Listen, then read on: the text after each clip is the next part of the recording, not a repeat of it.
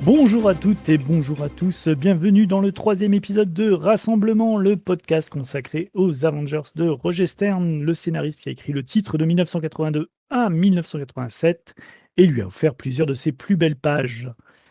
Je suis Isaac, votre barman, et je suis accompagné dans cette aventure par deux spécialistes du Marvel des années 80-90, mais aussi deux amoureux des plantes, parce qu'on va parler main verte aujourd'hui. Il ne rate jamais un numéro de Silence ça pousse. Jérôme, le Lord of Babylon, est avec nous. Jérôme, comment ça va? Bonsoir, tu peux m'appeler le conquérant de la lumière, comme Jace.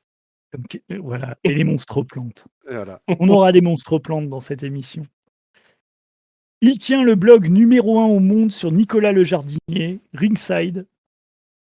Bonjour les amis, Comment bonjour ça va? Jérôme, bonjour mon bon Isaac. Ça va, c'est la pêche avec vous, c'est toujours la méga pêche. La méga pêche, les fruits, Les fruits. légumes de saison.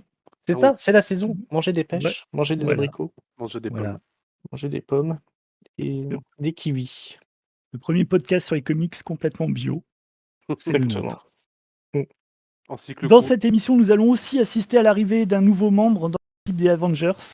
Il est appelé Captain Malaise, Star Fox. On va en parler en fin d'émission. Mais d'abord, avant de commencer, j'aimerais lire une lettre de notre plus fidèle auditeur, Victor de Latverie. Vous vous en souvenez, on en parlait dans la dernière émission.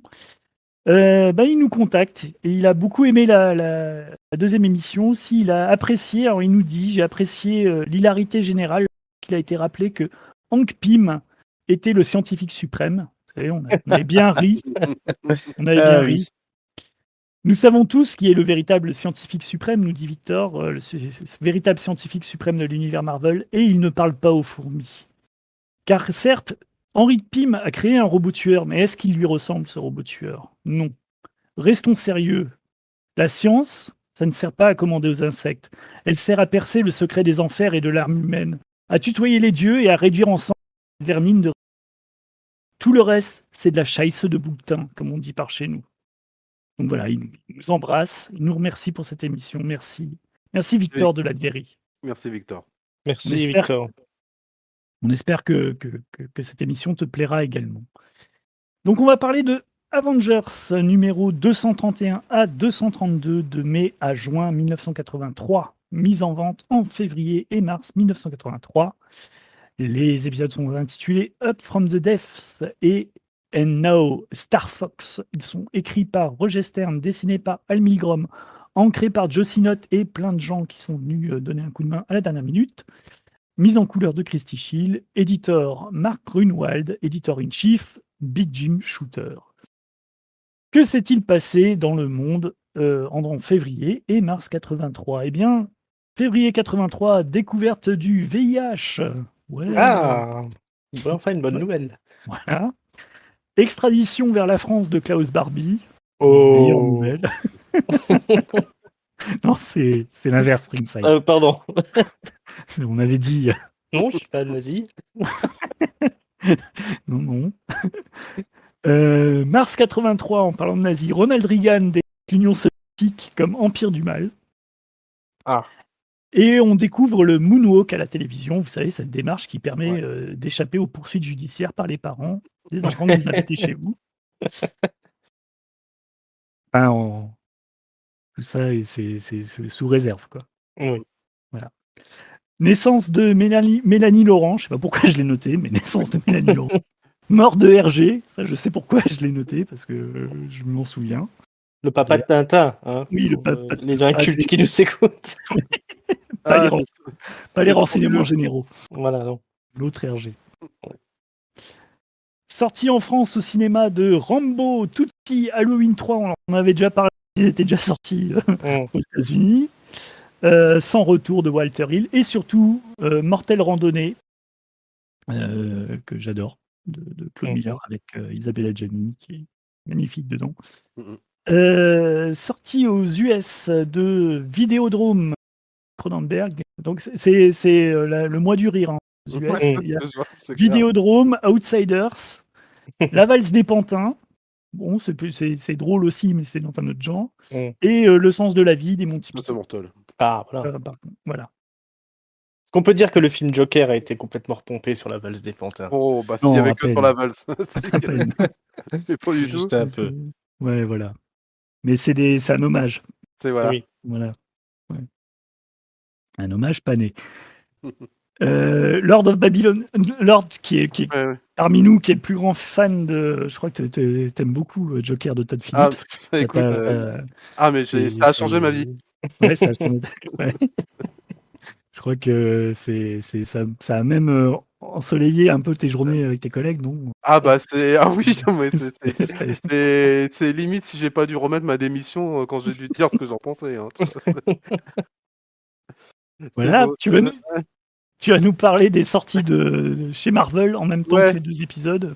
Eh ben, heureusement, il y a des chouettes trucs chez Marvel. Hein. Je vous ai fait un rapide petit tri. Alors, un petit magazine qui a eu qu'un seul numéro qui s'appelle Super Vilain Classique. Alors, c'est génial parce que c'est Super Vilain Classique volume 1, numéro 1, mais en fait, il n'y a que ça. Alors, c'est un ensemble en fait de compilations d'épisodes de Fantastic Four 49, de Thor 160, 162, 167, 169. Donc il y a du Stanley, du Jack Kirby, du Coletta, voilà, du Grunwald, du Bird. C'est tout autour de Galactus, les origines.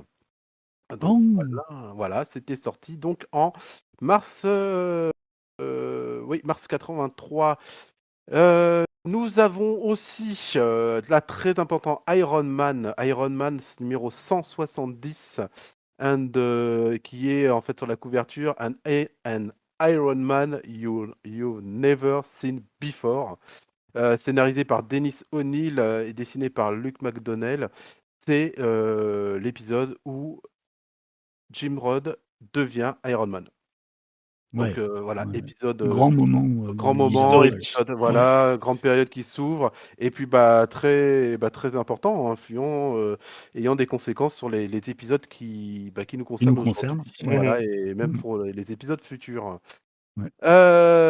Nous avons aussi, alors ça c'est important, je trouve, le fameux magazine, la fameuse revue Marvel 2 in 1, le numéro 100, et qui est aussi d'ailleurs le dernier de la série, Marvel 2 in 1, donc c'est cet équivalent de Brave and the Bold, où là, en fait, dans Marvel 2 in 1, c'est The Thing avec un autre super-héros de l'écurie Marvel.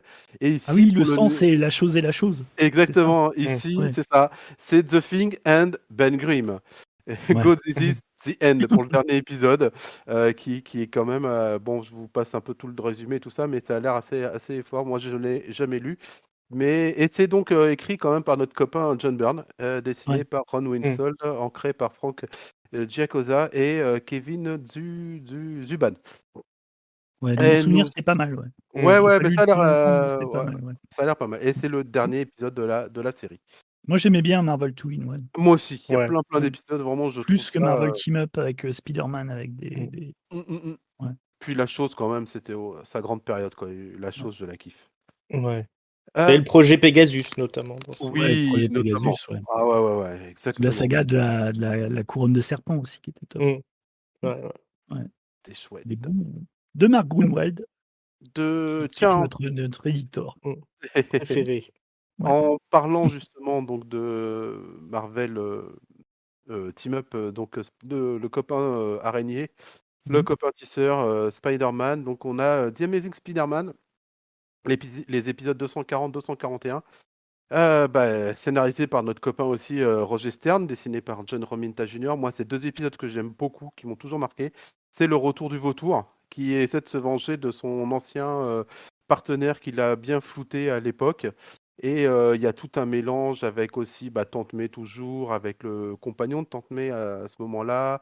Je trouve que c'est super ces combats dans le ciel entre le vautour et et Spider-Man. Et le 241, c'est le retour de Mary Jane Watson qui revient à New York, qui va un peu remettre son grain de sel dans la vie de Peter Parker. Et enfin, parce que de toute façon, je ne pouvais pas ne pas les nommer, hein, bien sûr, mes copains mutants, les X-Men.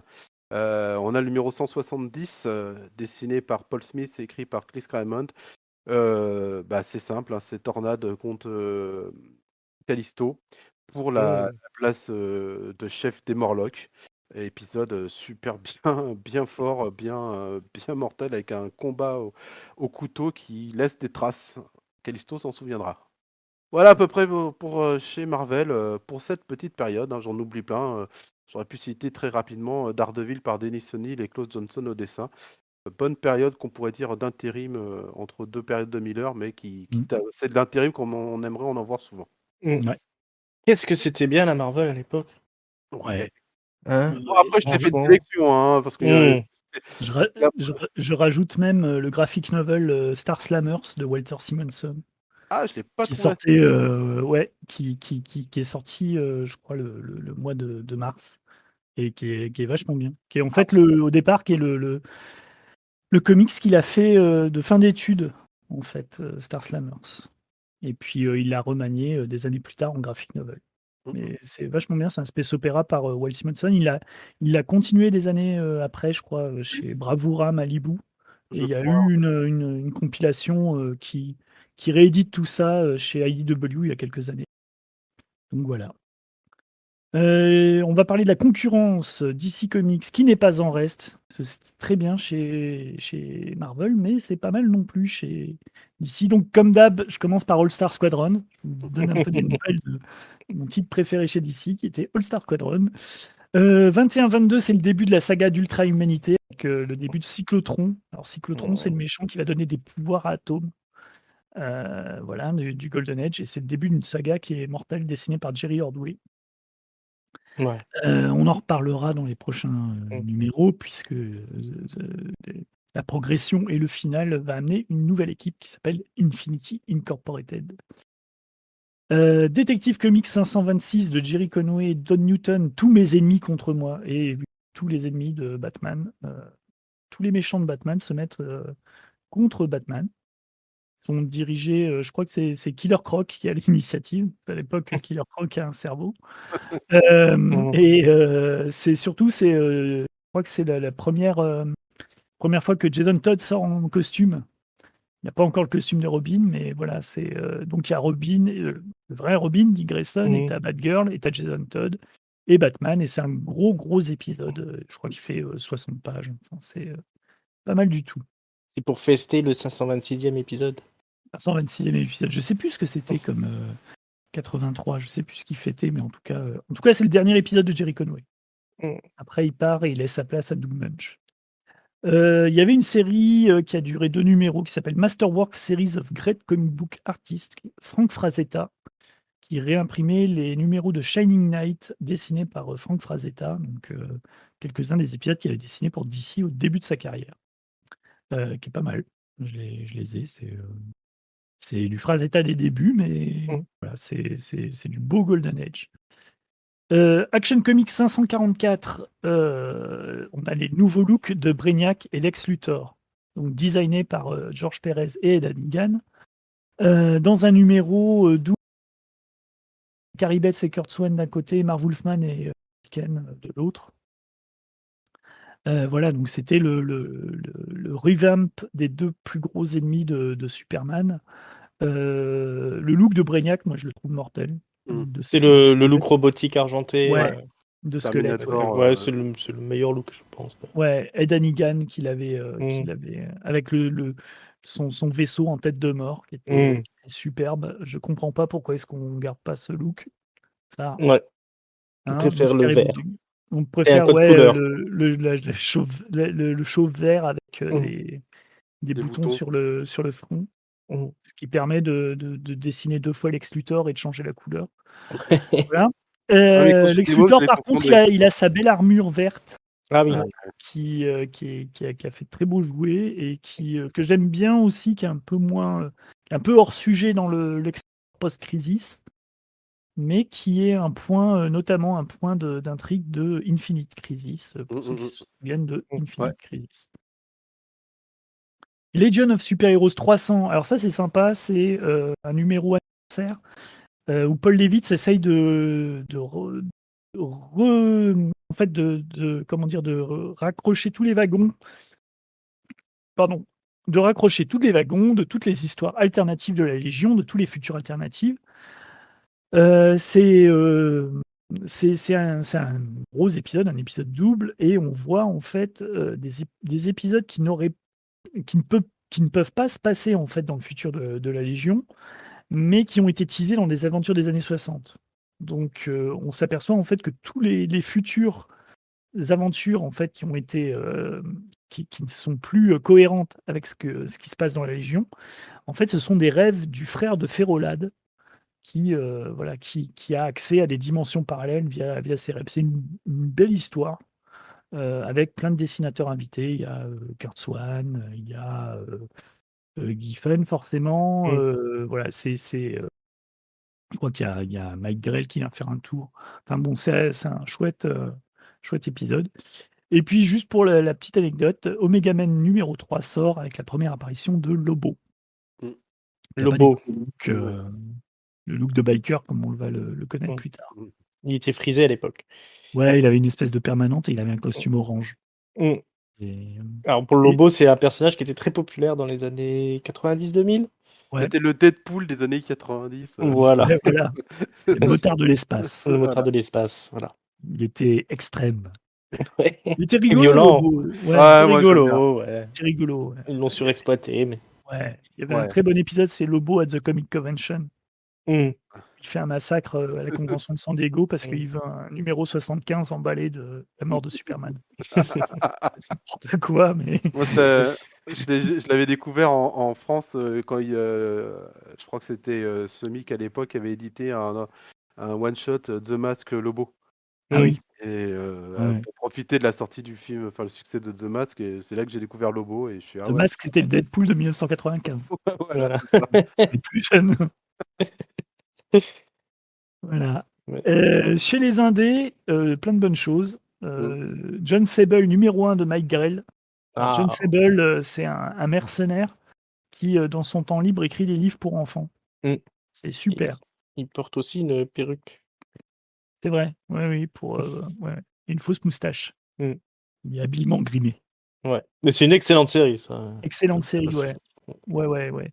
C'est du bon polar, bonne action, et c'est superbement dessiné par Mike Grell. Moi, j'aime beaucoup ce qu'il fait, Mike Grell. Que ce soit John Sable ou Green Arrow, je trouve que ça tue. Nexus numéro 1 de Mike Baron et Steve Rude. Alors, c'est pas le premier numéro 1, c'est le deuxième numéro 1, c'est celui de la série Couleur. C'est super beau, c'est sur un tueur de tueurs dans le futur. C'est un fils de dignitaire d'une planète dans l'espace qui est dirigée par l'Union soviétique, puisqu'à l'époque il y avait encore l'Union soviétique quand ils ont créé la BD, et le fils découvre que son père a fait un massacre avant de quitter la planète avec femme et enfants, et il est investi des pouvoirs d'une entité extraterrestre qui lui demande de tuer justement les assassins de ce type. Et donc la première victime de Nexus, c'est son propre père. Et après, sur ce canevas, Mike Baron et Steve Rude vont faire un space opéra, mais qui est formidable. Parce qu'avec quand même un sujet qui est un tueur de tueurs, arriver à faire autant de numéros et à toujours te donner un angle différent sur la mission de Nexus, c'est quand même étonnant. Puis c'est superbement dessiné par Steve Rude. C'est une série, c'est malheureux que ce soit toujours pas encore. Enfin, il y a eu un essai chez Semic, je crois. Ouais. Et c'est compliqué, hein, c'est compliqué. Parce qu'il faut prendre depuis le début, c'est assez long. Mais ça vaut le coup de rentrer dedans. C'est super. C'est vraiment génial, passionnant. Pour quelqu'un qui aime le space opéra, il faut y aller, quoi. Il faut pas hésiter. Et on a aussi John Law, détective numéro 1 de Will Eisner, qui réimprime une petite série méconnue de Will Eisner. Notamment, il y a plusieurs épisodes qui ont servi après pour des bases pour des épisodes du Spirit dans les années 40. Donc voilà. Donc ça, c'était une réédition chez je ne sais plus qui. Parce que j'ai pas noté. Donc chez les Indés aussi des belles choses. Donc 83, hein, début de période, je pense que ça va être un peu le leitmotiv toutes les émissions, c'est que c'était une bonne période pour les Ah, comics. c'est vrai. C'est clair. On va attaquer avec les résumés. Résumé du numéro 231 des Avengers. Lord, est-ce que tu peux nous dire ce Ouais. qui s'y passe? Eh ben écoute, dans le 231, ça commence très fort puisque dès la première page, voyons des espèces de monstres aquatiques qui sortent de l'eau et qui vont attaquer des gardes avec une attaque assez bien flippante, hein, notamment la manière de passer le grillage qui marque quand même la rétine, hein, qu'il faut les jetons si vous avez Ouais. 8 ans quand vous lisez ça. Donc ces monstres-là vont attaquer des gardes, vont prendre leur place hein, physiquement. Et puis on se rend compte qu'en fait, ces gardes-là, c'est une base du Shield.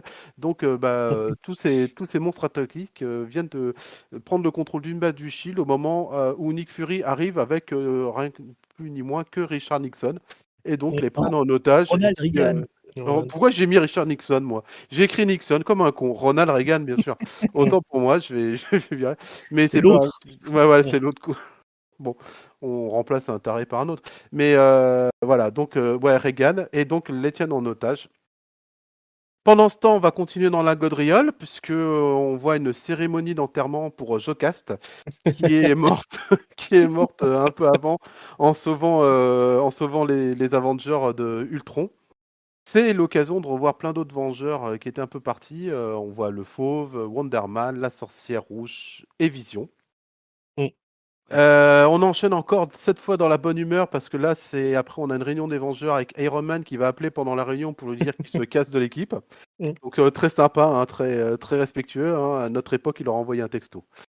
SMS, tu vois. Voilà, c'est bon, allez, c'est un peu, je me marre, je me casse. Bon. Au final, comme nous dit notre cher Missulk, ils vont aller tous botter des culs histoire de se détendre un peu pour sauver donc le président des États-Unis, Nick Fury, de ces monstres aquatiques qui sont en fait des plantes contrôlées par Plantman, l'ami de la nature et le maître des plantes, que je trouve quand même beaucoup moins sexy que Poison Ivy.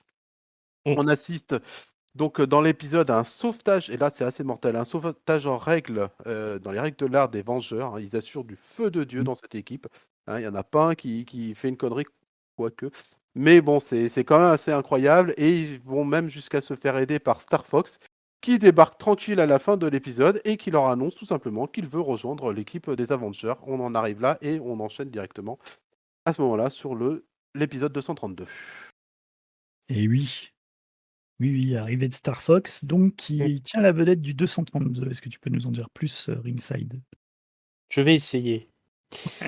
Alors, on se retrouve dans cet épisode avec Œil de Faucon qui est en train de se faire plâtrer par Don Black parce que justement dans le sauvetage précédent de l'épisode précédent, il s'est blessé à la jambe est cassée. Il y en a bien un qui devait merder de toute façon. Ouais, voilà. Donc c'est pour Œil de Faucon. Le toit s'est écroulé. C'était ça. Oui, voilà, il s'est pris un toit sur la jambe. Ouais. Donc, c'était en plusieurs parties. Donc, voilà, alors Don Black, c'est l'alter ego hein, de Thor.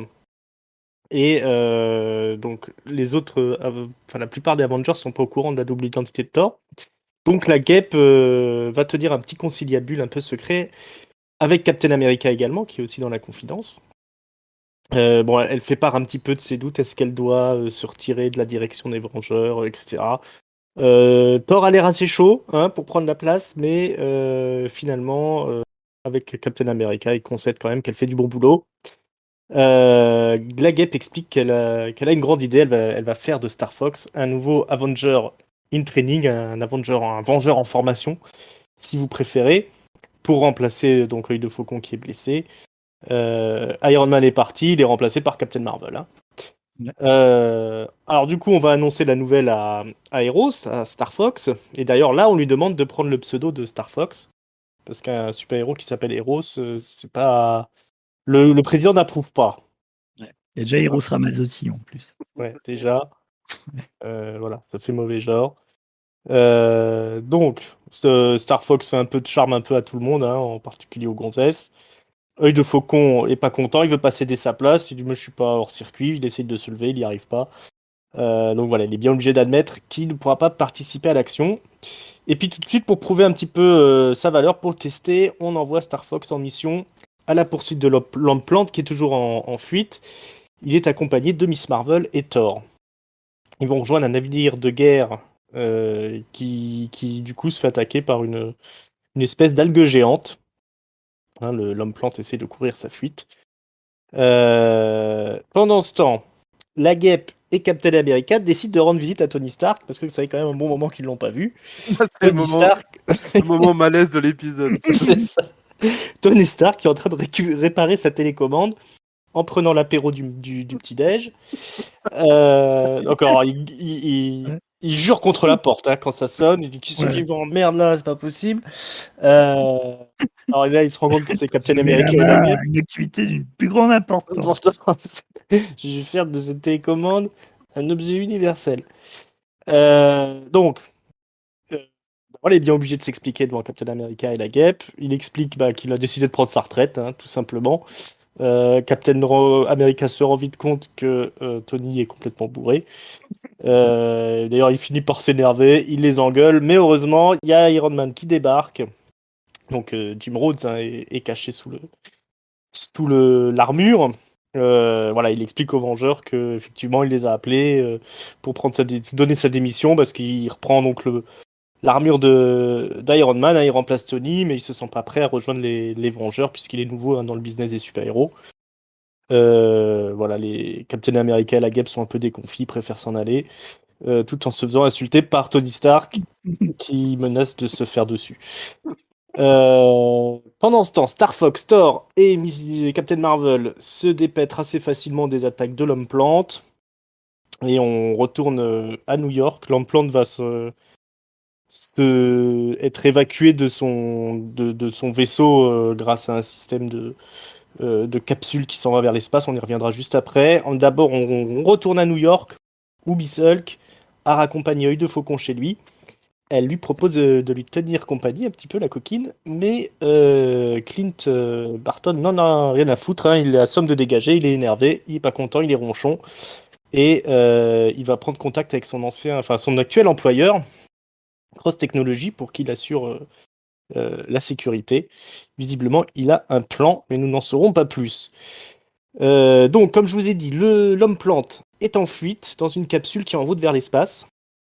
Il apprend par son mystérieux associé, on voit sur un écran, que cette capsule sera sûrement son tombeau, puisque elle est juste programmée pour aller dans l'espace, la capsule. Pas prévu qu'elle redescende, donc il risque de mourir, quoi, asphyxié au final. Donc il commence un petit peu à flipper, et il est très content d'être sauvé par nos héros, hein, qui réussissent à le rattraper, le sortir de la capsule, et l'emmener. Un bien beau loser, cet homme-plante. On revient encore une fois dans les rues de New York. Miss Hulk se balade en papotant avec la Guêpe. Elle va remettre en place un mec en rut qui l'a sifflé dans la rue, là, le met dans une poubelle pour bonne mesure. Puis les deux femmes sont confrontées à un mouvement de panique. Une foule là qui est en fuite. Elle découvre rapidement la source de cette agitation. Une mystérieuse barrière invisible au centre de Manhattan. Une barrière qui semble infranchissable. Et pour l'instant, on n'en saura pas plus, puisque la suite, ce sera au prochain numéro. Cliffhanger, une force invisible qui opère en plein New York. Et on en saura plus dans le prochain épisode des Avengers, mais aussi de Rassemblement. Et puis on va d'abord vous parler donc de ces deux numéros qui sont un peu des numéros, on va dire, de transition entre deux grosses sagas, mais habilement troussés, moi je trouve. Qu'est-ce que vous en avez pensé de cette histoire en deux parties avec l'homme-plante? C'est fascinant, c'est exactement tu dis, habilement troussé, parce que quand tu le regardes un peu à froid et tu te dis que c'est un méchant un peu prétexte pour un empilement, une succession de différentes petites histoires, soit pour lancer des pistes, soit pour en conclure, et que l'exercice est difficile et que là, tu t'ennuies jamais. Et surtout, c'est incroyablement bien cohérent. C'est incroyablement comme ce qu'on parlait dans le dernier épisode avec le procès de Pym, il y a toujours ce talent pour passer d'une scène à une autre sans que tu sois jamais choqué de la transition.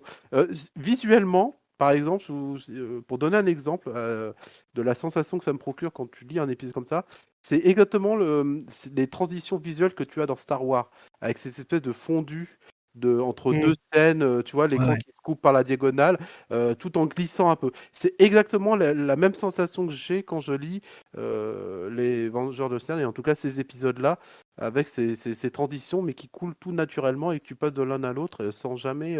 Tu te dis, mais what the fuck, pourquoi on Ouais. voit ça alors que t'es ailleurs, quoi. Ouais, je suis assez Ouais. d'accord. Il n'y a pas ce côté zapping Mm, mm. que tu peux avoir. Ouais. Qu'est-ce que t'en penses, toi, Xide? Oui, c'est effectivement, on s'ennuie jamais. Dans un comics actuel, je pense que ça aurait pris 6 à 8 mois à peu près pour gérer ce type d'intrigue. Pour découvrir qui était Plantman. Voilà. Il n'aurait pas eu de costume, hein, la plante. Mais en tout cas, on en aurait su un peu plus sur son passé et son enfance traumatisante. Ouais, j'adore le début de la saga, l'attaque hein, des hommes Mm. plantes sur la Elle est première terrifiante. page. Hein. Elle est À la terrifiante, base cette du attaque. Shield. Ouais, ouais. Sur la base du Shield. Non, c'est très cinématographique. J'aime beaucoup. On rentre tout de suite dans l'action du coup. Hein. On a un vilain qui est peut-être assez anecdotique, mais au final, on a une menace qui est quand même super importante puisque même le président des États-Unis est impliqué. Il y a le Shield complet qui est retourné, qui est mis hors circuit. Euh, et derrière, on a un petit jeu de pions en parallèle pour recréer une nouvelle équipe, amener des nouveaux personnages, établir Captain Marvel comme un membre à part entière, et puis on découvre Star Fox qui arrive comme ça au milieu de l'action. Voilà, on nous dit découvrir Star Fox. Voilà, c'est une chose parmi tant d'autres dans l'épisode. Et puis en parallèle, le raccord avec Iron Man et Tony Stark qui est en train de sombrer dans l'alcoolisme total. C'est super bien Euh, amené, hein, tu vois. ouais. C'est parce que tu vois, tu les as, tu vois euh, quelqu'un qui lit pas Iron Man. C'est super bien amené. Tu te dis, mais qui dans les épisodes précédents, Ouais. il va pas Mm, bien. Et après, il donne plus de Mm. nouvelles. Pendant au moins 2 épisodes, tu le vois plus, 2 ou 3. Et puis, boum, là, tu vois d'abord l'appel, et puis après, mm, la véritable découverte. En fait, tu découvres, quand tu lis Avenger, en fait, tu découvres comme les Avengers mm. découvrent le problème pour Tony Stark. Exactement. C'est Ouais. C'est ça. ça, et c'est Mm. ça Ouais. qui est très très bon. Tu lis Ça te Iron donne Man. envie d'aller Ouais, Ouais, lire c'est ça. Hein. Je Iron pense que si Man. ouais, tu lis pas Iron Man, tu vas te jeter dessus tout de suite. ouais, Ouais. Mm, exactement. C'est exactement ça. Ouais. Et si tu l'as lu, bah, en fait, tu comprends le truc. Donc, t'as un pion d'avance, mais tu prends le plaisir quand même. Et ouais. Et si tu découvres pas, bah, t'es comme Steve Rogers qui découvre le truc, quoi. Il se le mm, prend dans la gueule, quoi. Ouais, je trouve le point de vue, ouais, effectivement, ce point de vue qui est que tu découvres ce qui se passe dans les autres comics Marvel en même temps que les Avengers, mm, assez balèze. Il y a aussi une scénette, là, ce que tu disais, assez vrai sur le fait que on est sur 2 épisodes qui recréent une nouvelle équipe des Avengers, mais mm. sans te l'annoncer. Mm. Ouais. Vraiment, on fait de Ah ouais, façon ouais, ouais. hyper insidieuse. C'est que tu démarres avec l'enterrement de Jocasta et où tu as Mm, tous les anciens Vengeurs qui sont présents. ouais. Donc, Mm. tous les anciens Vengeurs de la période d'avant Roger Stern, avant même Ouais, ouais. l'intermède Jim Shooter, la grande époque de David Michelini où tu as Wonder Man, le Mm, Fauve, Vision et Scarlet Witch, qui sont là pour enterrer Jocasta, qui avait un peu la même place que Captain Marvel, qui mm, était pas dans l'équipe, mais qui était un peu, voilà, on la met en apprenti, histoire le temps mm, de l'intégrer, et puis ils l'ont jamais intégrée. Elle est morte dans un épisode de Marvel 2-in-1, ouais, comme tu disais, en combattant Ultron, associé à Machine Man, qui est d'ailleurs qui est pas présent, ça c'est bizarre, qui est pas Machine Man présent mm. à l'enterrement, mais enfin bref. Il Et fait pas ouais, les Jocasta, enterrements, Machine Man. ouais, Il aime pas ça. ouais, Anti, et, anti-clergé. et- ouais, ça lui rappelle la mort de son créateur. Donc. C'est ça. Mais Jocasta, surtout, ouais, c'était un personnage un peu peu le personnage que tu oubliais qui était dans le décor, quoi.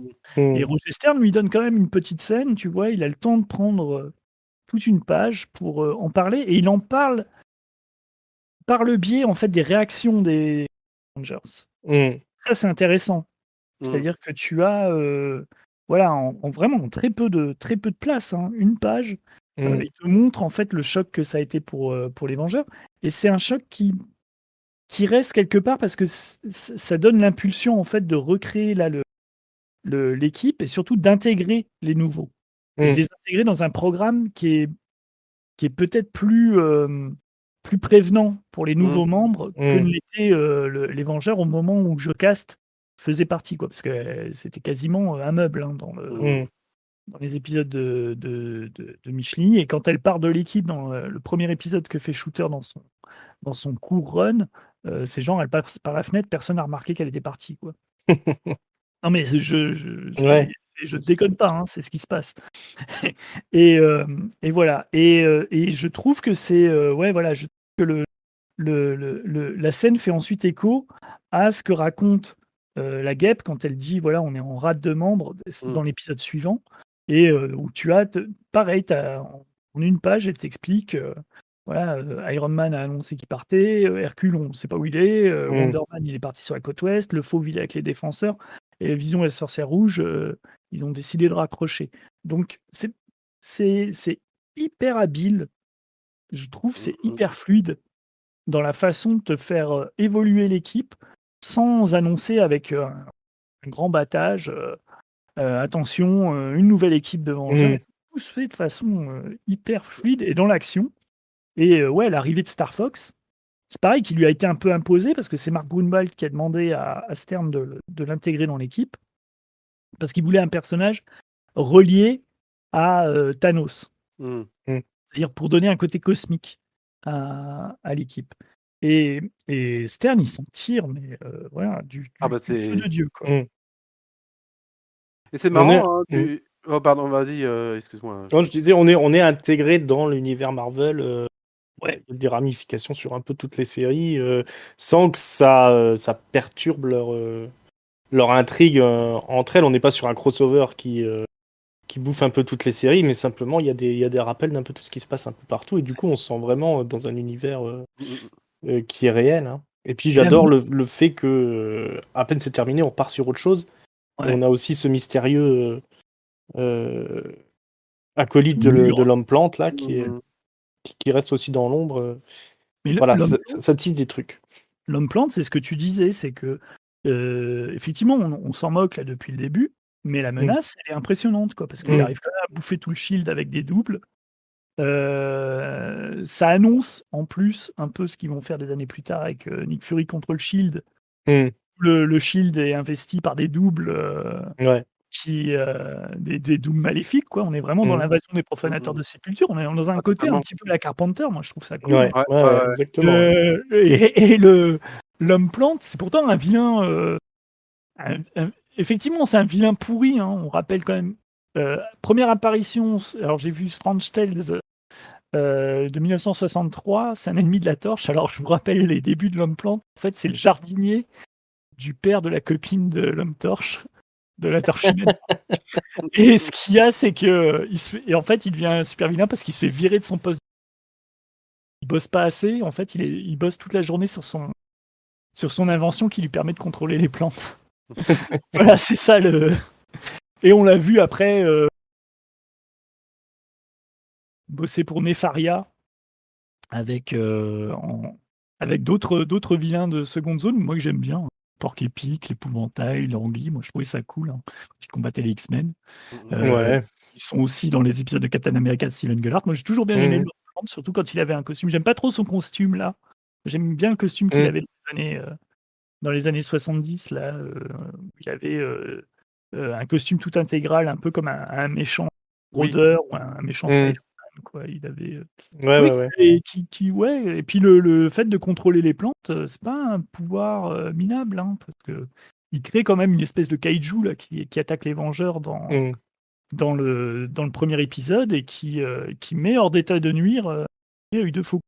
Œil de Faucon, c'est juste un mec avec un arc et des flèches, mais ça reste un Vengeur. Donc moi, j'aime beaucoup en fait l'apparition de Ronald Reagan. J'aime bien en fait l'équilibre qu'il y a entre le côté un peu nawak du plan de l'homme plante, ce côté un peu film d'horreur là qui finit en film de kaiju, avec le côté un peu dramatique. En fait, il y a un bon équilibre entre les scènes dramatiques autour des Vengeurs, c'est-à-dire l'enterrement de Jocasta, la déchéance de Tony Stark et le fait qu'il faille remanier toute une équipe et faire attention aux nouveaux apprentis là, qui débarquent. Et même les séquences là entre Œil de Faucon et Miss Hulk où ils se chicognent, c'est c'est tourné sur le ton de la plaisanterie, mais tu as quand même des tensions entre les membres. Tu as aussi une séquence de doute de la guêpe voilà, qui doute de sa place de leader. Donc il y a il y a du pathos, il y a de l'émotion, il y a du drame, mais t'es pas uniquement sur ce ton-là, quoi. C'est voilà, 2 pages plus loin, tu vas voir l'équipe en pleine possession de ses moyens se friter avec un gros monstre au Ouais. sein d'une base. Et je trouve justement cet équilibre permanent, c'est vraiment ce qui fait la richesse de ce titre et qui fait que, ouais, tu t'ennuies pas, quoi. Tu t'ennuies pas. C'est marrant parce que Ringside là, disait tout à l'heure, là, aujourd'hui, tu ferais 8 épisodes au moins sur qui est Plantman et tout ça. Et, mais du coup, tu remarqueras que depuis que donc, Stern est là, donc on en est sur son 6e à peu près épisode qu'il écrit. Et au final, en 6 épisodes, il a rangé les jouets de Ouais. Shooter et des autres précédents, notamment avec Hank Pym. Il a fait venir quelques persos, il a rangé, il a tout réaplani. Et Mmh. justement, dans ces 2 derniers épisodes, bah voilà, mon équipe est maintenant faite. Et en plus, je vous la fous en action et elle tape. Et elle bute. Enfin, je veux dire, c'est incroyable. Je pense que dans les 6 épisodes, c'est la première fois que là, tu as les Vengeurs qui arrivent et qu'en fait, bah, ok, en plus, tu as une menace vraiment terrifiante comme ils te l'ont montré. Mais en face, à les Vengeurs, ils t'assurent, mais comme des fous, quoi. Et puis, alors, en plus, j'adore cette manière qu'il a d'arriver à faire venir toute l'équipe, et ça vraiment de manière vraiment pas artificielle, d'arriver à les diviser en petites équipes pour que chacun fasse des trucs, et communiquer avec Captain Marvel qui va rejoindre Nick Fury, avec après Captain Ouais, America la Gap ouais. d'un côté, avec Miss Hulk et Œil de Faucon, et puis Thor, et après la menace du Kaiju qui vient en rajouter. En fait, c'est super bien monté comme un bon gros blockbuster avec la première menace, la grosse menace bien gigantesque à la fin, enfin et puis avec des moments assez coton de baston, des moments un peu drôles. Enfin, moi, j'adore le passage où pour différencier les agents du Shield qui sont en fait des hommes plantes Ouais. des vrais agents du Shield, la guêpe, qu'est-ce qu'elle dit? Fait vous vous déshabillez tous. Et moi, je trouve ça assez mortel. Ce truc-là, ça me fait vraiment marrer. C'est vraiment, ça, c'est du Janet Van Dyne, mais pragmatique, drôle, mais qui reste. Enfin, moi, je trouve ça excellent comme truc, quoi. Et comme Ça ça, elle passe peut comme. mater des mecs Et torse comme nu. ça, elle peut mater les mecs torse nu. Je trouve ça génial. Mais ça m'a Moi, fait vraiment. Ça m'a réjoui, ce truc-là, quoi. moi, j'aime bien aussi quand ils découvrent que c'est pas en fait, que les agents du Shield qu'ils affrontent, c'est pas des humains, Oui. mais Ouais. que c'est justement Du des coup, il hommes se blancs. lâche. Et du coup, ils Oui, se Ça change ouais. tout. Il dit que, ouais, allez, c'est bon. On peut les tuer. et ils les massacrent. Mais c'est Mm. vraiment, ouais, c'est pas fait de façon, comment dire, grotesque, violente, mais tu Mm. sens qu'ils ont besoin de lâcher de la pression Mais après c'est exactement ce qui ça, s'est ouais. passé. Et Voilà, c'est ce qu'elle te dit, Missy, qu'à un moment, fait allez, c'est bon, faut qu'on aille péter des culs, quoi, parce voilà, que ouais. là, on a besoin, quoi. Faut qu'on relâche la pression, quoi. Est-ce qu'on passe là directement, du coup, qui a fait le meilleur job dans l'équipe et qui a un peu merdé? Est-ce que vous avez Ah, ouais. vos, vos médailles, médailles Mais, du mérite et médailles de la honte? médaille du mérite, moi, c'est Captain Marvel. Ok. C'est dans cet épisode qui, pour moi, justement, elle devient, elle n'est plus l'Avenger en apprentissage, mais la vraie Avenger, c'est elle qui fait tout d'un coup. Regarde, je peux faire des doubles de lumière. Je vais voir Nick Fury et la guêpe, je reviens dans le vaisseau 2 secondes Mm. après. Je prépare tout le truc. Enfin, ouais, là, elle est, pour moi, ça y est, elle a intégré les Avengers, quoi. Ouais. Et Je, elle assure totalement, quoi. je plus sois, ouais. Ouais. Ringside?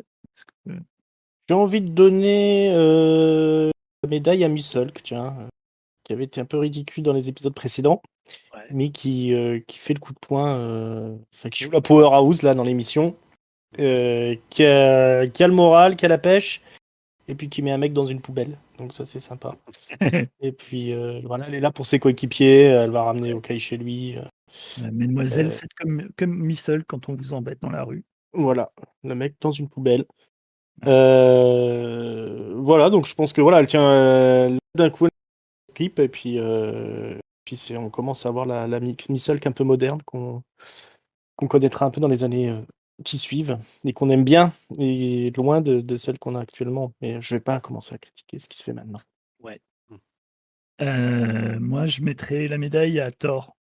Pareil, il était un peu absent, hein, à Mmh. son maître du mal. On se souvient qu'il les a laissés partir en vaisseau, en oubliant qu'il savait voler, qu'il avait un marteau. Mm. Ouais. Et là, vas-y, qui pète la classe sur le Quinjet Ouais. en faisant Mm. tomber la foudre, et vas-y, qui détruit toutes les troupes avancées là, du Shield avant que le Quinjet atterrisse. C'est lui pour moi pour moi c'est lui le MVP Ouais. des deux épisodes, parce que c'est lui en plus qui se charge d'entraîner Captain Star Fox, de les Ouais. faire agir en équipe. Et en plus, il les fait en agir en équipe. Moi, j'aime bien là quand il suit du Plantman là sous l'eau, Mm. parce que c'est pas l'environnement Mm. de Thor. Thor, c'est plus voilà, c'est plus un héros aérien. Mm. Là, il va sous l'eau. Il montre comment aux deux apprentis, voilà, ils foncent à l'action là, quand les tentacules se saisissent Mm. du navire sur lequel ils sont. Et surtout, il les laisse évoluer, il les laisse prendre des décisions. C'est-à-dire, il les Ouais. dirige pas. Et il a confiance en eux. En fait, il les traite comme des vrais coéquipiers. Ouais. Et ça, je trouve ça cool. Et Moi, il leur vient en aide quand ils ont besoin, mais il n'est pas paternaliste. Moi, mm. je trouve Thor, là, dans les deux, en plus, c'est lui qui soigne Hawkeye. Mm. J'adore cette scène. Ouais, J'adore cette scène, et après quand il se retransforme aussi devant ouais, juste la guêpe et Captain America, et qu'il lui dit vous êtes les seuls humains en plus à voir ça, ouais. pour montrer. Je dirais juste un petit bémol, mais en même temps ça donne une scène assez incroyable. C'est quand il dit à Star Fox non mais on va peut-être pas te prendre, t'es quand même le frère de Thanos. Ouais. Et ce gars, et t'as l'autre il fait dis donc toi t'es pas le frangin de Loki. Bon, Ouais. moi j'avoue ce petit passage, ce petit échange m'a bien plu Ah, quoi. c'est aussi une manière d'amener le background Oui, de Star Fox et c'est bien parce qu'en amené fait, parce il lui que dit pas: «On va pas te prendre parce que ouais. tu es le frère de Thanos», et il dit dans des combats, et il fait: «Oui, mais tu nous as aidés parce qu'on Mm. combattait ton frère, quoi». Ouais. Donc Mm. il met en question pas trop L'affiliation, mais la filiation, ouais, mais il met en question, en fait, l'intérêt de Star Fox ouais, à être un c'est vengeur. vrai, c'est vrai. Et après, quand il le voit justement en action, quand il le voit vraiment faire preuve de valeur là, pour aider le sous-marin là, attaqué par l'homme plante, ouais, enfin, c'est lui qui donne comment dire, c'est lui comme en tant que membre fondateur, c'est lui qui nous dit à Mmh. nous lecteurs, ouais, ils ont l'étoffe d'être des vengeurs, quoi, les Mmh deux. mh, mmh mh. En Captain Marvel, on le savait plus ou moins, mais le fait de les voir, voilà, comme ça, deux rookies avec un vétéran, ouais, ça, Stern ne va pas l'utiliser souvent, Thor, mais je trouve chaque fois Et qu'il l'utilise, il a la classe, quoi. tu as remarqué, aussi dans cet épisode justement, l'effet de miroir entre justement un un vengeur, historique qui, donc adoube, Ouais, les 2 nouveaux, et en parallèle, tu as 2 autres vengeurs historiques qui vont à l'inverse, on va dire enlever les galons à Iron Man, à ouais. l'autre historique, et quand il voit Mmh. qu'il est complètement, bah, fini, alcoolique et tout ça, quoi. Et c'est un effet de miroir qui est assez qui est beau, enfin qui pareil, est toujours très subtil, qui est jamais Mmh. appuyé, qui est là, qui est posé, qui est Ouais. toujours en mouvement dans toute l'action, mais qui est quand même là et central du truc, quoi. Et c'est comment justement Stern, va créer son équipe, quoi. Enfin comment Ah, créer, tu vois, c'était voilà. tellement subtil, j'avais pas vu. Que ouais, effectivement, tu as 2 trios, Mm. heu, Ouais. un trio avec 2 rookies et un vétéran, et 1 rookie et 2 vétérans, puisqu'on voit le Iron Man, Mmh. Jim Rhodes, qui va faire partie Voilà. des Vengeurs de la Côte Ouest après, mais avec les 2 vétérans. Et effectivement, la place des fondateurs des Avengers, en fait, la place est particulière. C'est pas des Vengeurs comme les autres. C'est eux qui ont fondé l'équipe. Donc, c'est eux qui feront attention à ce que devient l'équipe, quoi. Et effectivement, du coup, ça met de côté les deux Vengeurs intermédiaires qui sont Œil de Faucon et Missile, qui sont déjà dans l'équipe depuis quelques temps. Et puis voilà. Alors pour moi, comme ça, j'enchaîne aussi sur les gros losers. Pour moi, le gros loser de l'équipe, c'est bien entendu Œil de Faucon, qui se fait quand même ramener chez lui par Missile et qui la vire, quoi. Voilà, même pas un merci, rien. Alors, est-ce que voilà, c'est juste qu'il est un peu effrayé par les femmes plus entreprenantes, mais c'est un couillon, hein, Œil de Ouais, Faucon. c'est un peu un gros couillon, là, quand même. Là, on est d'accord. Ouais, pareil. Oui, je ne comprends pas. Voilà, ouais, c'est pareil. Après, voilà, c'est aussi un reflet de son incapacité, puisqu'il a la jambe plâtre. Voilà, il y a quelque Oui, chose. on sent que il aime pas être vu en position de faiblesse et que Ouais, il a hâte de se retrouver seul. ouais, Et visiblement, il a un plan ouais. Avec la Cross Technology. post-technologie. Voilà. C'est une entreprise quand même assez nébuleuse. Ouais. On en parlera dans Voilà. quelques épisodes. Je vous proposais une nouvelle rubrique, puisque une nouvelle rubrique qui s'appelle Que porte la guêpe dans cet épisode. La mode, la mode, la mode. La mode avec la guêpe qui, dans cet épisode, a un magnifique. Alors, Et- reprends parce que ça a coupé. Alors, la guêpe qui a, dans cet épisode, un magnifique ensemble rose et bleu. Voilà, avec des épaulettes. Grosses Qu'est-ce qu'on en épaulettes, hein. pense qu'est-ce qu'on en pense de ce look? Moi, je le trouve assez raté. Mais je sais pas, en fait, on a l'impression qu'elle l'a mis à l'envers. En fait. Oui, Son, il le y a un haut, peu ça. ouais. À l'envers, et puis alors vraiment Le choix de couleur est pas non plus. Ouais, les les couleurs, ça va couleurs, pas. les espèces d'arceaux, non, c'est vraiment là, elle nous habitue à mieux.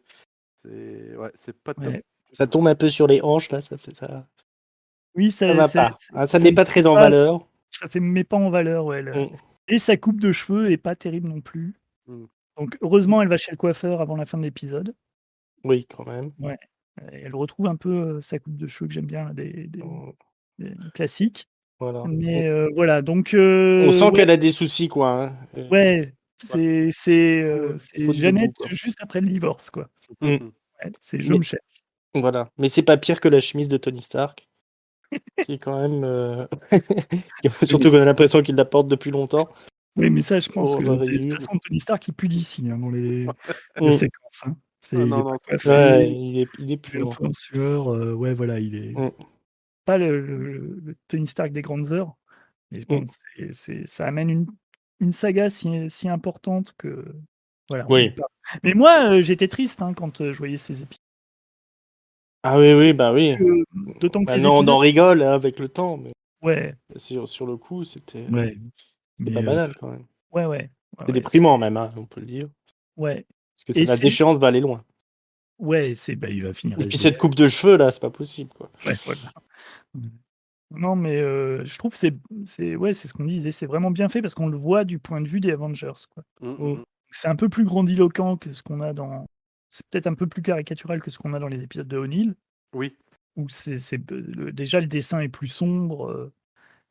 Mais ouais, c'est rarement un super-héros aura mangé autant hein, que Iron Man. C'est-à-dire même Daredevil dans Born Again, je trouve qu'il s'en sort mieux. Et pourtant, Daredevil dans Born Again. Il mange pas mal, ouais. Ouais.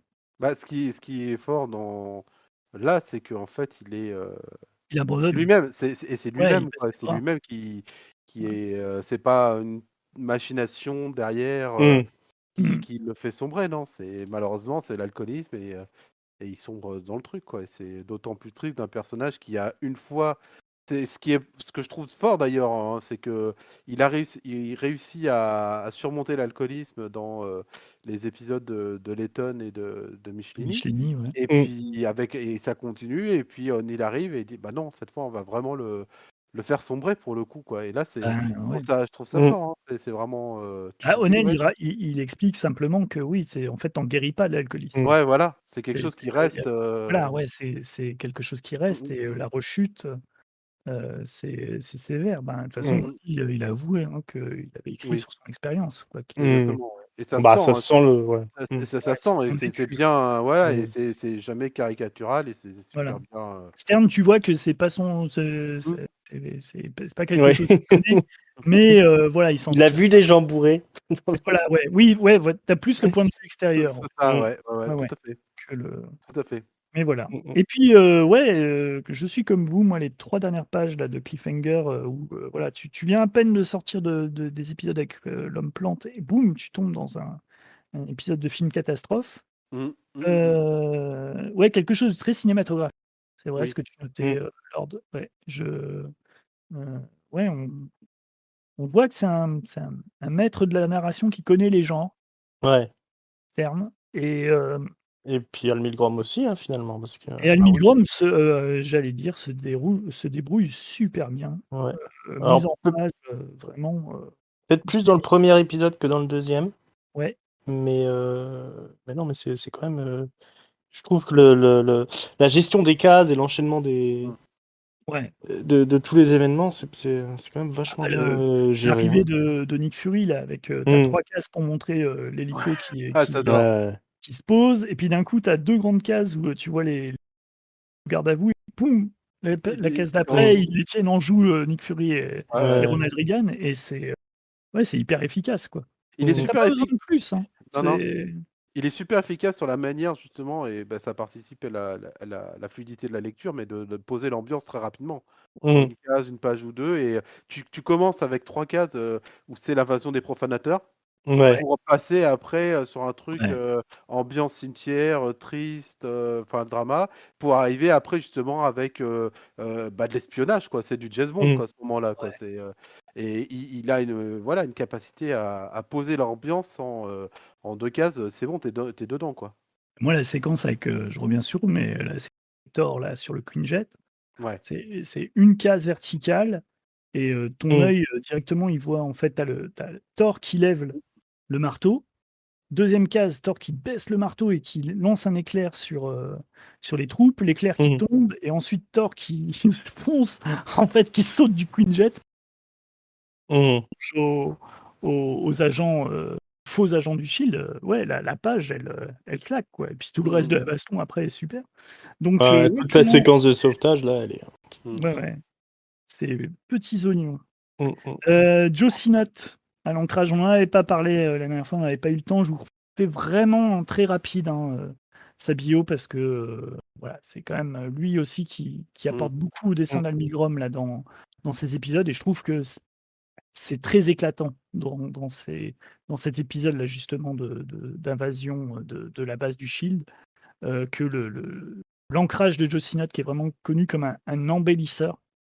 Je Mmh, pense que mmh, le Mm. mmh. titre Ouais, d'embellisseur totalement. est il naît en 1926, il commence comme assistant de Tom Gill, il dessine son premier épisode de comics, dans Black Rider 13 en mars 1951 pour Atlas, qui va devenir donc Marvel quelques temps plus tard.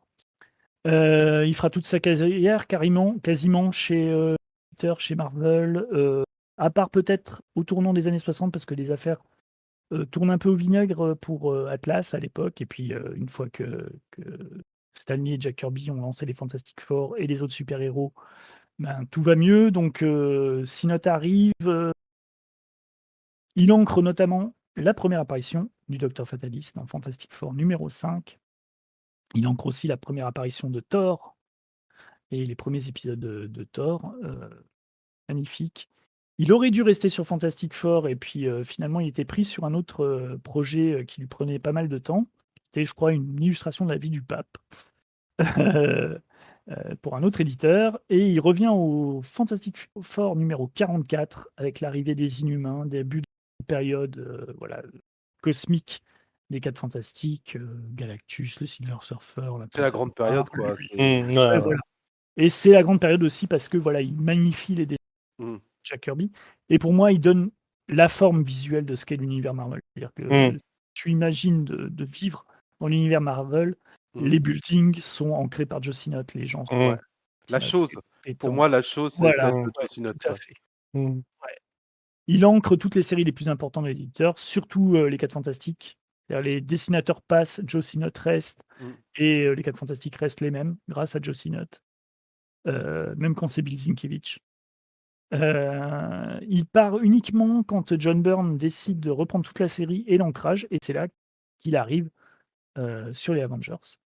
Il va rester avec nous au début de Avengers West Coast.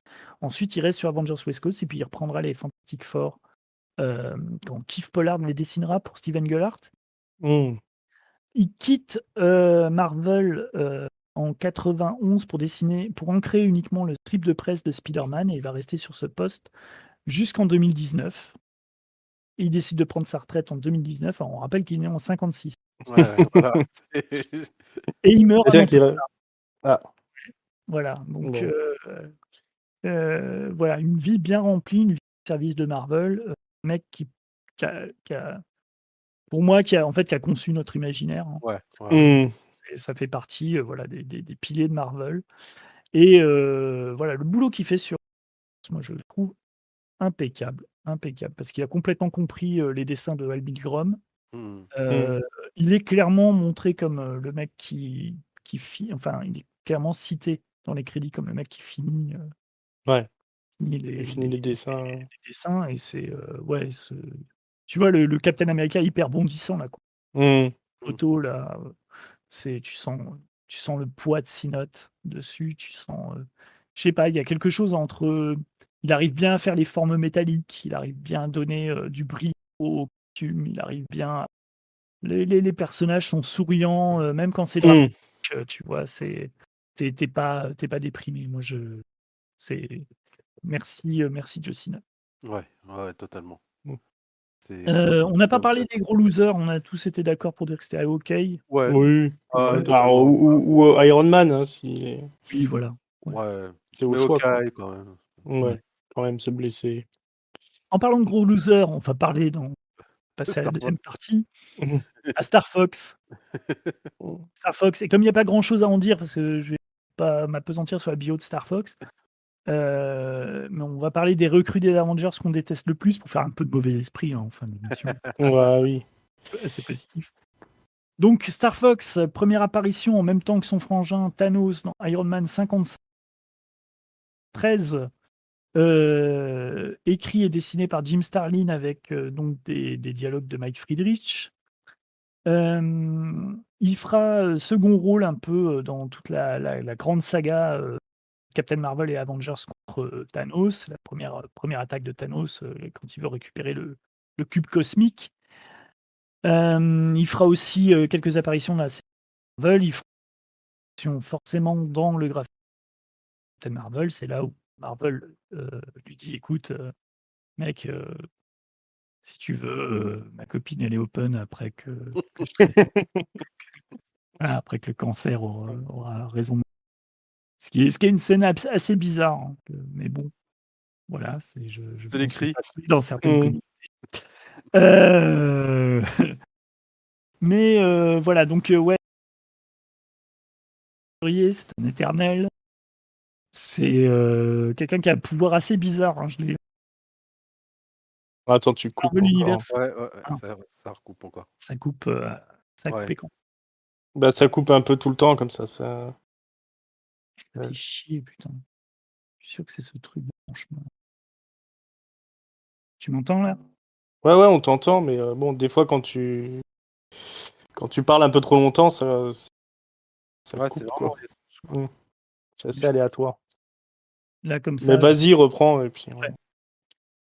Donc Star Fox a des pouvoirs assez bizarroïdes. En fait, j'ai handbook Marvel Universe, ses pouvoirs, et j'ai pas tout compris. Alors en gros, ce que j'ai compris, c'est qu'il stimule les centres du plaisir des personnes qui sont à côté de lui pour que tout le monde soit, en fait, tout le monde chill et tout le monde le trouve cool et tout le monde est sympa et c'est love. Voilà, c'est ce que j'ai compris du pouvoir de Star Fox. Donc qui, on le rappelle, a été imposé par Mark Grunwald. Pas la meilleure idée qu'il ait eue. Mm. Mais c'était pour le univers cosmique. Et finalement, Stern, moi, ce que je remarque, c'est que en fait, dans les épisodes des Vengeurs, moi, j'aimais bien Star Fox. Parce que Mmh. Stern, en fait, il a beau avoir des personnages boulés, eh ben, il traite tout le monde à égalité. C'est-à-dire Ouais. qu'il traite Mmh. aussi bien Captain America que les nouveaux venus. Et finalement, Star Fox, il s'en tire bien là dans sa première apparition. C'est-à-dire, il Bah ouais. garde les caractéristiques du personnage, le côté un peu dragueur, le côté aventurier, mais il montre aussi voilà, qu'il n'est pas inutile dans un combat, même un combat sous-marin. Mmh. En fait, Ouais. on découvre qu'il peut respirer dans une atmosphère qui n'a pas de. Mmh. Où Ta il y a pas de. première fois qu'il allait dans l'eau. Ouais, c'est la première fois qu'il y a. Mais c'est sympa, Mmh. voilà, ça permet d'étoffer le personnage. Et voilà. Et je sais que notre ami scénariste Dan Slott, que Jérôme aime beaucoup, donc c'est lui qui va en parler, a pourri le personnage Ah de Star putain, Fox pour ouais, toujours. Que c'est s'est-il assez passé? que s'est-il passé dans la série Miss-Hulk que Dan Slott a relancé dans les années, fin 90? Oui, c'est ça, oui, Début début 2000, 2000, je crois. Ouais. début Mmh. 2000, ouais, Ouais, ouais. bon, en gros, donc Dan Slott, à l'époque, pas vraiment le scénariste le plus connu, hein, c'est bien avant qu'il soit le taulier de Spider-Man. Il reprend cette série-là, Miss Hulk, et en gros, il en fait, Ally McBeal. C'est-à-dire qu'on Mmh. on va axer, sur le métier d'avocate de Miss Hulk et on l'a fait intégrer un cabinet d'avocats, qui gère les problématiques de super-héros et de super-vilains. Ce qui en soi est une idée assez marrante et il exploite bien le truc avec notamment cette idée que les comics Marvel, sont valables en tant que pièces de dossier, en cas de litige ou quoi que ce soit, parce qu'il y a le sceau et tout ça, donc c'est tout à fait valable. Et il y a un personnage d'archiviste de l'univers Marvel qui est assez intéressant, voilà, qui est marrant. Et donc arrive à un moment Star Fox qui revient dire bonjour à Miss Hulk et tout ça, et qui va être accusé d'agression sexuelle par une femme, liée d'ailleurs, a priori, on se base sur les épisodes de Stern, hein, qui en gros, que le point de vue étant de dire que Star Fox, son pouvoir d'empathie, en gros, il s'en sert pour niquer à droite à gauche, et donc que les femmes ne sont pas consentantes dans tout ça. Donc là, ça fout un peu le froid. Et on est donc dans plusieurs épisodes où Malaise. malaise, on est dans plusieurs épisodes où on va devoir gérer tout le truc. C'est très très très maladroit. Euh, Non, à peine. Mmh. tu sens. C'est fou parce que c'est vrai que tu te dis. C'est assez avant-gardiste finalement. Enfin, Mmh. on n'est pas du tout encore à l'époque d'aujourd'hui, hein. Les épisodes Mmh. de mémoire, ils sont juste avant ou juste après Civil War. Donc on est en Mmh. 2003-2004. Mmh. Mais donc on sent qu'il a un peu envie de se dire, mais c'est vrai que c'est un peu bizarre ces pouvoirs-là et tout ça. Mais franchement, il s'en sort pas. Il s'en sort pas, Mmh. et en plus, il va se servir de ce personnage pour relancer des intrigues amoureuses entre les différents personnages du cabinet d'avocats de Miss Hulk, et ça part en vrille totalement dans la série. Pour moi, enfin, donc la série Miss Hulk qui a à peu près une quarantaine d'épisodes, grosso modo, c'est une série que je trouve qui est excellente dans ses débuts. Grosso modo, à l'exemple de ses Mmh. débuts, il y a Civil War qui arrive, et là, c'est dommage, mais ça retombe totalement soufflé. Moi, le début, vraiment, une série que je trouve très drôle. Et, pour voir la différence, hein, il y a tout un arc, en gros, avec Spider-Man qui, euh, qui, qui porte plainte contre Jameson pour justement harcèlement. Et pour le coup, le truc fonctionne bien et fonctionne avec des ressorts comiques véritablement très très drôles, hein. Il y a une Mmh. planche célèbre où en gros Spider-Man à la barre dit qu'en fait si Jameson en a contre lui, c'est parce que lui il est noir. Et du coup t'as un gros malaise dans la salle et tout, avec Jameson fait mais non, j'ai des amis noirs et tout, je les aime bien. Et puis là, il y en a un qui fait non mais je déconne en fait, et donc ça fait marrer. Donc là on est dans l'esprit. Mais avec Star Fox, il n'arrive pas à s'en sortir. Il n'arrive pas à s'en sortir, et en effet, c'est finalement le personnage derrière, on n'en fait plus rien, hein. Mmh. Bah, On après, On tu peut peux plus plus le sortir. sortir. Ah bah, peut c'est plus ça. le sortir, c'est fini. On essaye, il y a une espèce de ce que je me rappelle, il y a une espèce de porte de sortie vers la fin, mais c'est tellement pris aussi, ouais, faut remettre dans le contexte, hein. c'est remis dans Civil War au Mm. moment où donc on est à la fin de Civil War. Slott, lui, va reprendre la série Avenger Initiative avec cette création d'académie. En gros, Ouais, on ouais. va tout vous Mm. diriger pour diriger vos pouvoirs et tout ça, quoi. Donc voilà. Et là, depuis Star Fox, j'en entends plus parler du tout. Alors, moi, je vais dire ce que j'en pense. Je vais être assez violent, mais Mm. je trouve que c'est la preuve, en fait, quand tu as vraiment rien à raconter. Enfin, c'est de la fainéantise de la part des scénaristes. C'est-à-dire que tu prends un perso dont tout le monde se fout. Alors, Star Fox, tu vois, Mm. plus personne n'en parlait depuis 15 ans, puisque après Roger Stern, plus personne va l'utiliser dans les Avengers.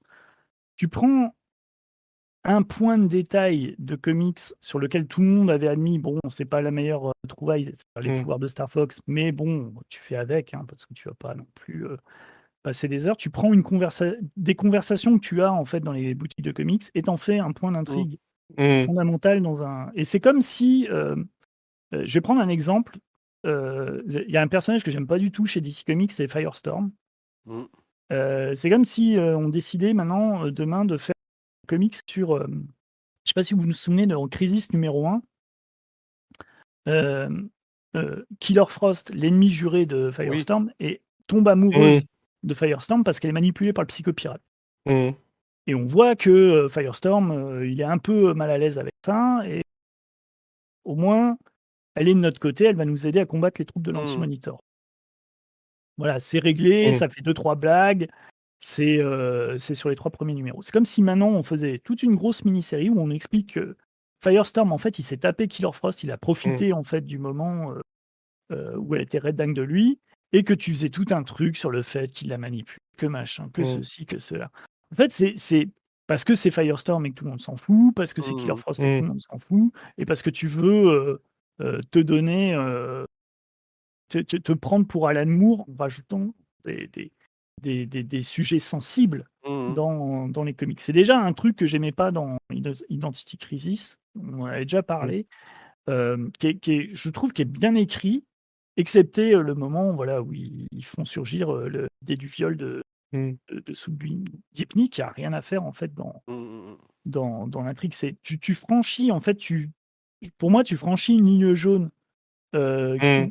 sur laquelle, en fait, tu as intérêt à être vraiment talentueux, quoi. Et il y en a pas beaucoup, quoi. Alan Moore, il peut se le permettre, parce que tu sens qu'il pense les tenants et les aboutissants de son utilisation voilà, de ces situations. Et puis parce qu'il comprend que, voilà, il fait pas ça dans Avengers, quoi, il va faire ça dans Mm. Swamp Thing, enfin, tu Mm. vois? Ouais, ouais, Ou ouais. il fait ça avec Watchmen, il prend des dérivés de personnages ou des parodies de personnages ou des Ouais, ouais, pastiches ouais. de personnages. Moi, ce que j'aime pas, c'est que tu prends cette histoire de Star Fox, et après, en fait, tous les épisodes de Roger Stern, qui est un scénariste qui avait réfléchi déjà à ça, parce qu'on va Mm. le voir dans les suivants, Mm. que les personnages, les autres Vengeurs vont se poser des questions sur les pouvoirs de Star Fox et sur Mm. les abus qui peuvent découler de ce pouvoir. Enfin, il y a des discussions là-dessus. C'est-à-dire que Mm. Mm. Stern, il a pas écrit ça en mode bebeu, quoi. Mm. Mais pour se faire valoir, voilà, 20 ans plus tard, tu sors le truc et tu reposes une question à laquelle tout le monde a déjà répondu, Ouais. mais en donnant l'impression que voilà, tu fais de la nouveauté. Donc voilà. Et ça, c'est une méthode qui est constante là Qui revient, depuis, ouais. Ouais. ouais, voilà, Mais, depuis mais, ce 20 qui, ans. mais ce qui est fou, c'est qu'en plus, tu te dis, au final, À personne quoi ça sert? oui, parce que plus personne n'en parle de ce passage de Mm. l'issue. Moi, Ouais. je l'ai découvert, en fait, j'en ai jamais entendu parler, je l'ai découvert dans ma lecture du run. Tu te dis, il serait sorti aujourd'hui, peut-être que ça aurait eu plus Ouais. de Mm. buzz, mais fondamentalement, tu entends plus parler du truc. Le Ouais. personnage, donc Star Fox, n'est plus là, Il est et flingué. il est flingué. Ouais. Parce que Et, Les oui. é Mm. et c'est vrai qu'au final, quand tu prends une approche décalée, ça peut fonctionner. Et là, je pense à un truc, ce qui est la série, alors je sais pas si vous l'avez vu, vous, la série de télé, mais Alias. Donc Jessica Jones, Ouais. qui pour le coup va reprendre l'idée donc de l'homme pourpre qui a Mm. manipulé Ouais.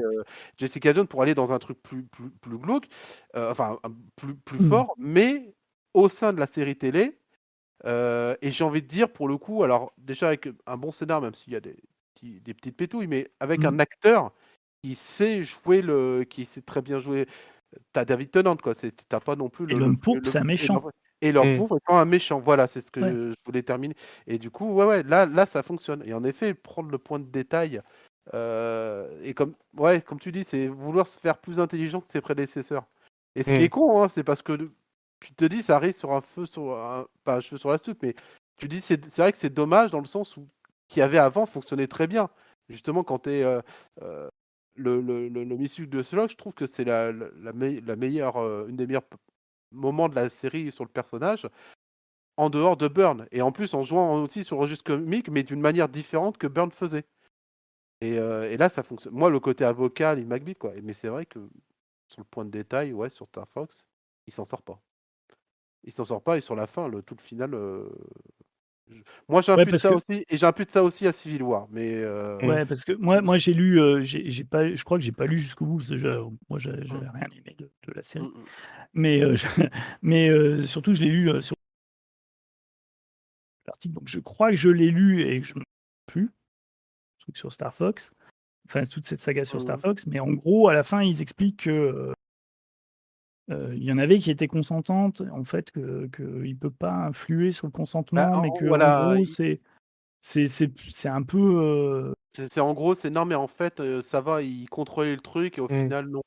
Non, Mais mais il peut quand même le faire. mais il C'est-à-dire que pourrait, c'est. quoi. Et Ouais, coup, puis des fois, quand elles disent non, elles pensent oui, donc ouais, mais il c'est me semble. maladroit. Non, mais C'est voilà, con. ouais, c'est. Mais tu vois, Ce c'est qui con. ce qui est pas du tout ce que nous raconte Voilà. Stern dans Les Vengeurs. Mm. Parce que de mémoire, c'est ce qu'il explique, c'est qu'à un moment donné, il dit non, mais en fait, en fait, je dégage des phéromones Mm. que en gros, je contrôle pas. Mm. C'est juste, en fait, c'est comme ça. C'est tout le monde est cool avec moi parce que voilà. Et c'est plus une évocation de. C'est plus une métaphore sur le charisme. Mm. Tu vois, tu as certaines personnes qui ont du charisme et d'autres non.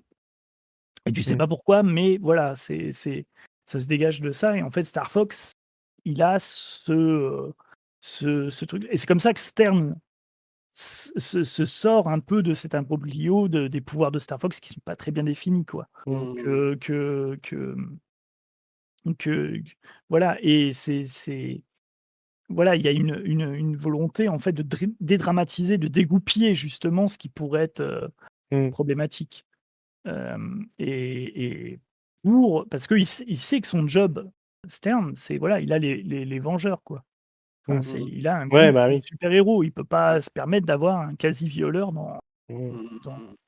dans l'équipe, quoi. Mm. C'est pas, c'est pas tenable, quoi. Alors que pendant ce temps, Longshot, ça fait des années qu'il abuse de Dazzler, et ça, tout le monde s'en fout. Hein. Ouais, Longshot aussi, il a des pouvoirs de. Bah oui, c'est la chance et tout ça. Toutes les filles tombent Ouais, amoureuses de lui. ouais. C'est parce qu'il a la coupe de Durand-Durand, Ouais, Longshot. c'est ça aussi. Ouais. On peut rien dire, ça. Il a Il été peut créé par une résister. femme. Ouais, voilà. Ouais, C'est pas une histoire de charisme, hein. Vous allez pas me faire croire ça. Je déteste ce personnage. Longshot. Ouais. Mon Dieu. Ouais, les personnages un peu niais comme ça, ouais, Je comprends pas qu'il l'ait pas tué, c'est pas non je plus sais du pas, tout. au bout de 6 mois. Il était exilé, lui, Jimmy Ouais. a repris l'équipe, ouais. Ouais. Mm. Oui, c'était pas. Je sais pas, je déteste pas Longshot dans le sens où il était dans une de mes périodes préférées. Mm. Mais c'est vrai que c'est pas le personnage à la base qui c'est pas dans les personnages, tu vois, que je mettrais, que je détesterais le plus. D'ailleurs, on va bon enchaînement parce qu'on va parler des Vengeurs qu'on aime le moins. Parce que du coup, grâce à Wikipédia, grâce à cette histoire de Dan Slott et ouais, des affres de la carrière de Star Fox, j'ai pu découvrir que Star Fox avait été élu 5e pire Vengeur de tous les temps dans un article de Comic Book Resources. D'accord. Ok, je sais pas qui sont les premiers, je Ah m'en ouais, fous. je serais curieux de savoir qui sont les premiers. Moi, j'ai mon numéro 1, ma numéro 1, mais j'attends vos choix et je dirais mon choix. Alors, tiens, on va commencer par Ringside parce qu'il était bien chaud là sur Longshot. Qui est Ouais. le Vengeur que tu détestes le plus? La recrue qui aurait pas dû rentrer dans l'équipe? Alors, il y a quand même, à partir d'Avengers Disassembled, il y a quand même pas mal Ouais, de personnes qui n'ont pas leur place là, mais ça, je pense que je vais les mettre ouais, pareil, ouais. hors J'ai cité les catégorie, hein, vrais, c'est un vrais peu ça qui Vengeurs. est. Ouais, voilà. Ouais, ouais, On va s'arrêter. Parce qu'une fois qu'il y a Wolverine dedans, ça n'a plus vraiment de sens. Ou ouais. Spider-Man. Et tout le Spider-Man. monde devient Vengeur, donc Voilà, donc.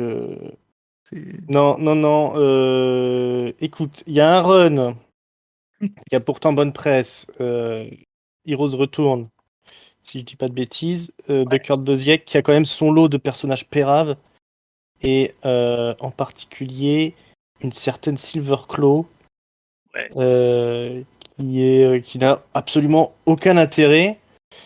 Euh, je sais même, alors je crois qu'elle a des pouvoirs liés à une divinité ou quelque chose comme ça. Ouais. Et C'est bizarre. son costume est ringard, elle est nulle. Et elle fait partie d'un trio ou d'un carteron de personnages nuls avec Triathlon, Justice, Ouais, Firestar là, ouais. Moi, j'étais vraiment qui vont pas mal plomber la série quand même. Mm. Voilà, je crois que Ouais, parce que. c'est vraiment des gens qui servent à rien quoi, Ouais, qui ouais. plombent la série quoi, qui tirent la série vers le bas. Ouais, ouais. Ouais, je suis assez d'accord parce qu'en fait, il arrive pas à nous faire comprendre pourquoi est-ce qu'ils sont là. Parce que c'est lui qui les Mm. ramène. Ouais Personne ouais les a ouais. trouvés, ces personnages-là. Non non. Et on a l'impression que c'est les personnages qu'il a pas pu mettre dans Astro City. Parce qu'il s'est dit non, c'est vrai, non, c'est pas Ouais, assez alors bien. il a créé pas mal de personnages pourris dans Astro City. J'aime beaucoup la série, hein, mais les personnages ils sont souvent un peu nasbrock. Bah alors celle-là elle tient le pompon quand même. Dans le genre sans intérêt, c'est ouais, je sais pas, on dirait un personnage de cartoon d'un mauvais dessin animé du samedi matin. Ouais, exact, ouais. Ouais, ouais. C'est un peu le Vraiment. personnage qu'ils auraient mis dans le dessin animé du samedi matin des Vengeurs s'ils l'avaient fait dans les années 80. Ouais, voilà. Mmh. Comme Zan et Jaina Ouais. Voilà, c'est dans un les peu Super ça. Friends, ouais. Lord? Ouais, bah alors pareil, ouais, j'ai vécu tout ce qui est Spider-Man, Wolverine, et je rajouterais aussi le duo Mister Fantastic, Invisible Woman, mais en gros, tous les personnages qui ont leur série avant, qui sont passionnants avant, je vois pas l'intérêt de les foutre dans les Avengers, Ouais. parce qu'au final, Mm. on diminue ce qu'ils sont, quoi. Pour moi, les Avengers, c'est des persos qui existent au sein de cette série, quoi, tu vois. Même s'ils peuvent avoir un titre à côté, quoi, mais enfin, Captain America ou Iron Man, tu vois, mais des mecs comme Mister Fantastic ou la Femme Invisible, les Quatre Fantastiques, je n'ai jamais trouvé Mmh. intéressant le fait qu'ils soient membres des Avengers, tout comme Spider-Man, qui est pour moi l'erreur totale. Et Spider-Man devrait être dans aucune équipe de toute façon pour moi. Ouais. Ouais, ouais. Mm. C'est même, Oui, voilà, oui, non, ça c'était c'est une aberration. c'est n'importe quoi. Non, moi je vais alors monter assez loin dans les années 60. Moi, il y a un perso vraiment, il y a que dans une autre équipe que je l'aime bien, mais sinon je peux pas, c'est Vif Argent. Ah, Ouais, non, moi je l'aime pas ce mec-là. ah bah, C'est c'est un c'est- c'est- connard. Hein. voilà, c'est vraiment le. Tu sais, c'est le frangin de ta famille que tout dans ta famille, t'as envie de dire, mais pourquoi c'est mon frère? Et ouais, ouais, et il y a que dans X Factor que je le trouve marrant. Mm. Parce que voilà, mais sinon vraiment non, lui je peux pas, il m'énerve. Ouais, je cours vite et tout, mais je prends tout le monde de haut, ça me gonfle et tout.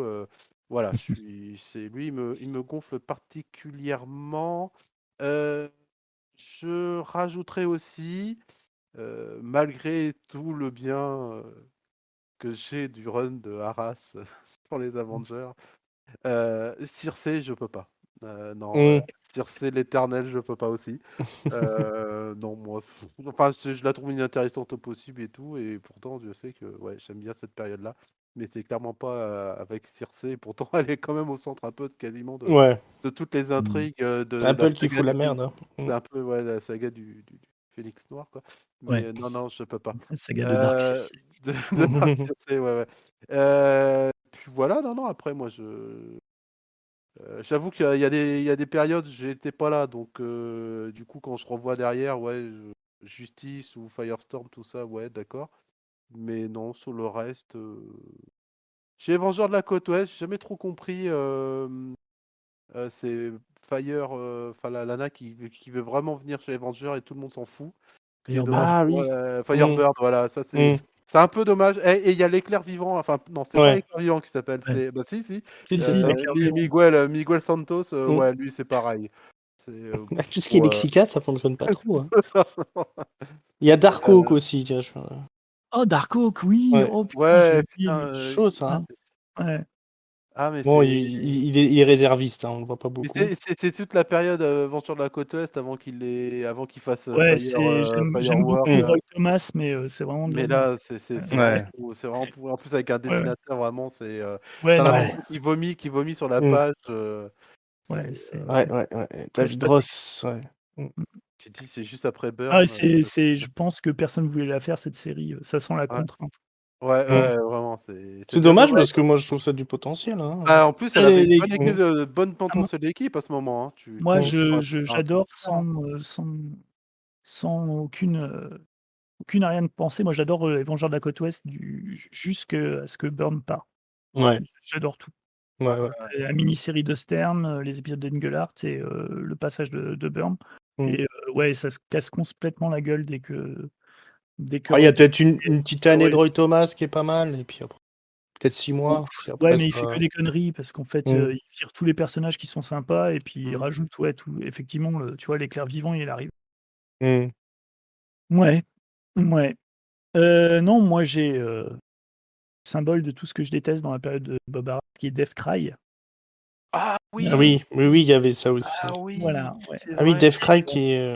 Qui est la guerrière Chiar. On apprend que c'est une ado. À un moment donné, elle pleure Rage, putain. parce que Vision peut pas sortir avec elle. Enfin, il y a tout ce que tu peux c'est-à-dire le look déjà est pas top, le nom est passe-partout.